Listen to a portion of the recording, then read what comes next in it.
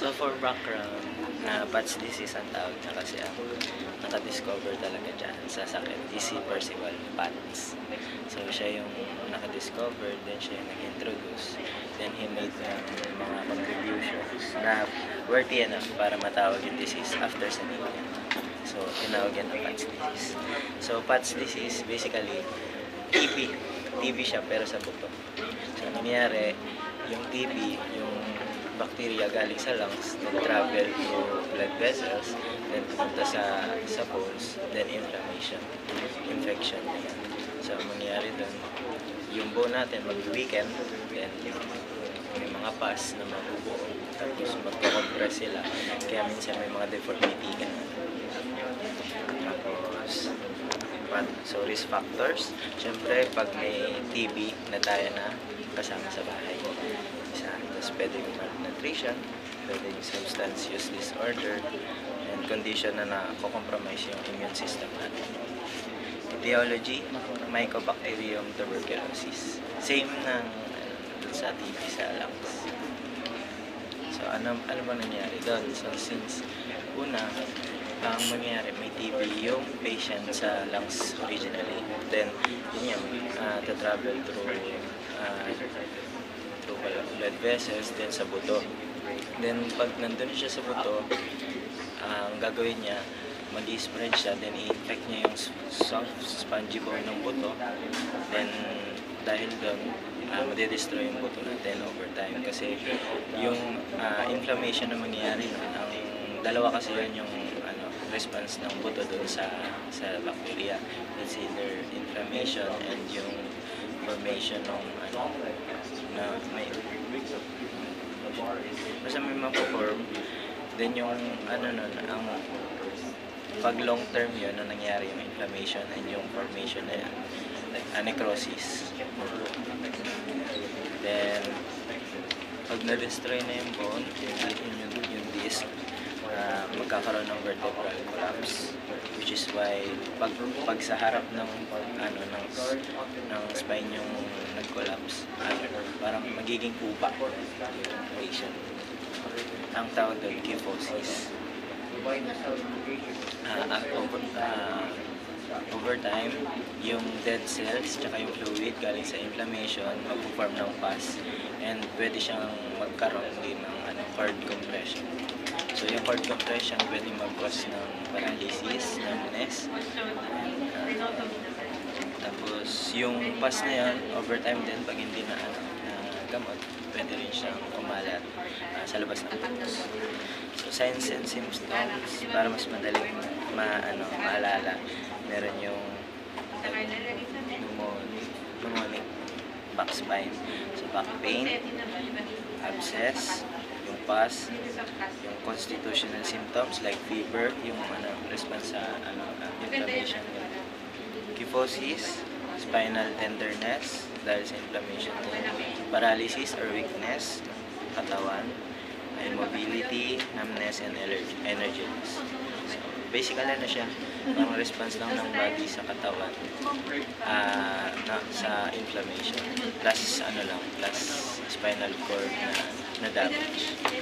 Diagnostic test, MRI talaga, kasi since MRI superior visual siya ng bone. So doon makikita kung nasisira ba yung bone, nabubuo ba doon. Then CT scan, mas less superior naman siya, pero pwede naman. Then Mantoux tuberculin skin test, pwede rin siyang diagnostic test for PATS disease. Siya basically skin test siya, may lalagay na protein derivative sa skin. Tapos if infected ka dati ng TB, magre-react yung katawan. Then PCR test, kukuha ng sa spine, then titignan yung DNA formula ng nakuha. Then doon makikita kung Mycobacterium tuberculosis ba yung At other tests na pwede, blood culture, tissue biopsy, chest x-ray, or sputum culture. Sa patient profile, si Juan de la Cruz. Kilala niya? So, parang familiar niyo. So, 48 years old male, married, construction worker siya, and chief complaint niya is persistent mid-back pain with recent difficulty walking. Anak pa. Hindi na mix. So dati meron siyang back pain ng 2 months na. Tapos nag-try siya ng over-the-counter medicine, then hindi na gumagana ngayon. Low-grade fever siya with 5 kilograms of weight loss in over 6 weeks. In the last 10 days naman, he has developed mild weakness na, so stiffness in both lower legs causing him to walk slowly and with assistance. So more likely, yung mild weakness na yun and stiffness sa lower legs is meron ng cord compression. Medical So NCP, first is the impaired physical mobility. So nursing diagnosis, impaired physical mobility related to neuromuscular impairment secondary to spinal TB. Since impaired yung physical mobility niya, ang knock natin is fall prevention. After 4 hours, the patient will exhibit single fall preventive behavior. So independent nursing intervention is to assist with ambulation using gait belt and walker and educate on pacing activities, while dependent administer medications.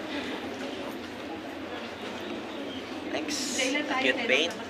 So ang pain rating niya ay 7/10 on movement, and meron siyang guarding behavior and facial grimace.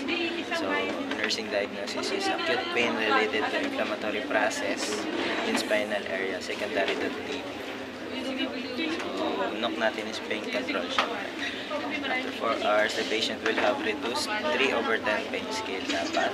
Then, independent assess pain regularly and encourage relaxation techniques. For dependent, prescribe analgesics. Number 3, risk for injury. So, meron siya unsteady gait, lower extremity weakness. So, nursing diagnosis is risk for injury related to impaired mobility and neurovascular deficits. So, after 4 hours, the patient will remain free from fall. And yung independent natin is instruct the proper use of assistive device para ma-prevent siya ng fall. Tapos, keep bed in low position and light. Call light within reach dapat. So, for dependent, refer lang natin siya sa physical therapist.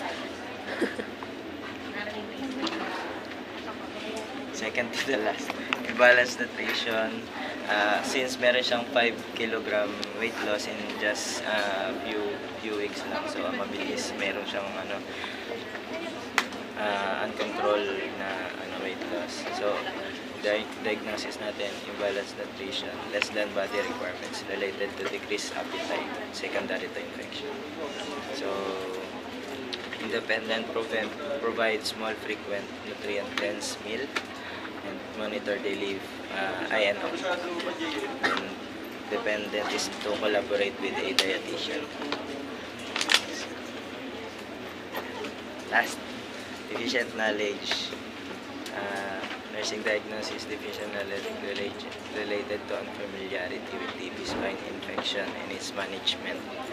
So, ang independent natin is to provide education to the client about TB, yung causes, yung ways to prevent. Dependent is to coordinate with physician to clarify treatment. So, yun. Last, surgical and medical management for PATS disease. Generally talaga dapat medication muna before surgical. So for medication, chemotherapy na lang. Tapos if hindi kagana siya, pag hindi nagre-react yung katawan sa chemo, pwede na siyang i-surgical. So ang surgical niya is 3. May anterior approach, posterior, and combined. Pag anterior, yung front lang, front ng spine. So tinatanggal yung infected bones. Then may may wrist lang. Lalagyan din kasi yan ng implants. So ang wrist nun ano, maling lagay yung implants or may breathing problems, risk for breathing problems.